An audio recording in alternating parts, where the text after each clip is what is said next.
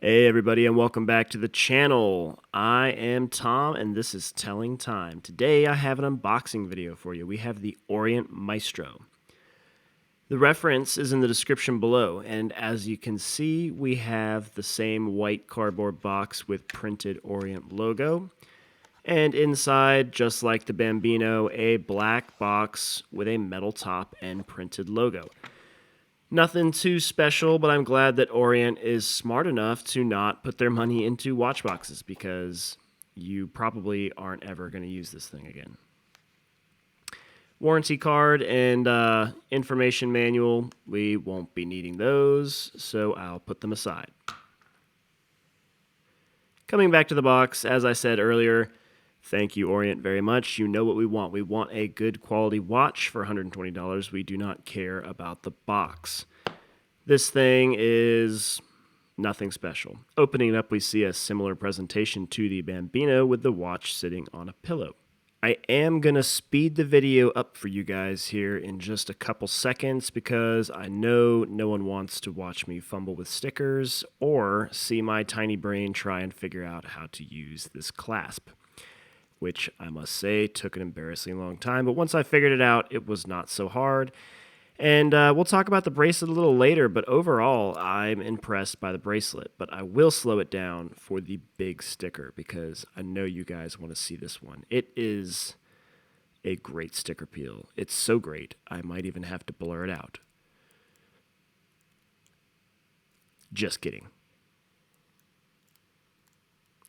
There we go, in all its glory. Nice exhibition case back too, I gotta say. They really knocked it out of the park on this watch.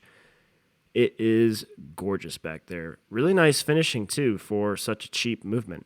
Under the hood is Orient's F6722 caliber, which is pretty similar to the caliber in the Bambino that we reviewed. And as you can see there, we have the Epson logo. Papa Seiko is making his mark here. That is their designation to let you know that Seiko owns them. A really beautiful piece, and I think Seiko could do with taking a leaf out of their book. But hand winding is excellent. A lot quieter than the Bambino was, to be honest. It has similar crown functions as the Bambino. Actually, they're identical. Your first detent will be your quick set date change, and the detents are nice and solid. The push down crown is water resistant to 100 meters, so that is a added bonus. As you can see, date change is very smooth.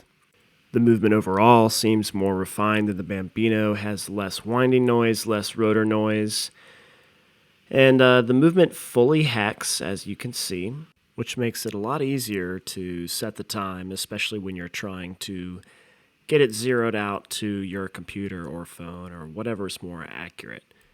But overall, an excellent movement. Very happy with that part of the watch. Now let's get the calipers out and we'll do a little bit of measuring. The case diameter comes in at just under 40. As you can see here, 39.9. The case diameter with the crown's 42.5. Lug to lug comes in at 45, including the little bump that the strap has, and about 19.5 mils on the thickness of the strap. Case thickness comes in at 11.9, which is a little disappointing. I was really hoping that they were going to come in under 11 like the Bambino. Putting it on wrist, we see it wears awesome. It looks great. It's not too big, it's not too small.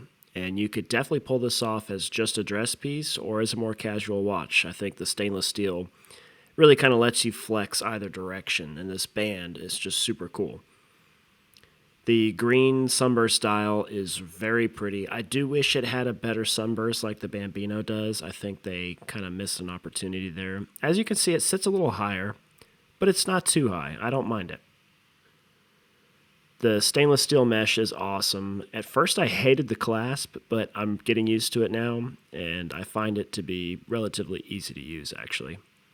I haven't sized this up for my wrist yet, so as you can see there's a little bit of slop, but I'm going to take that out off camera right now.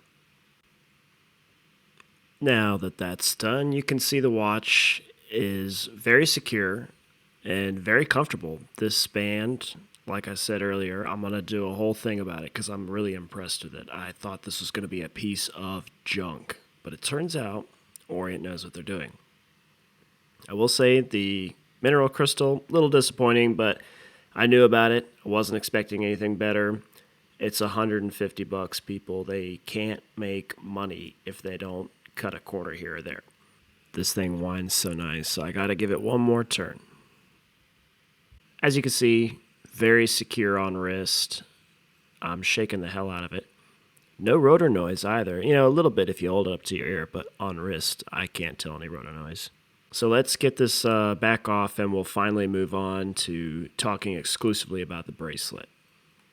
I know you guys have had to listen to me say this like 50 times already, but this thing is really honestly awesome. I've heard horror stories about Orient bracelets being just the biggest pieces of junk, being uncomfortable, the clasps are terrible. And this clasp is not by no means strong. It's thin metal, but it's very easy to use once you get the hang of it.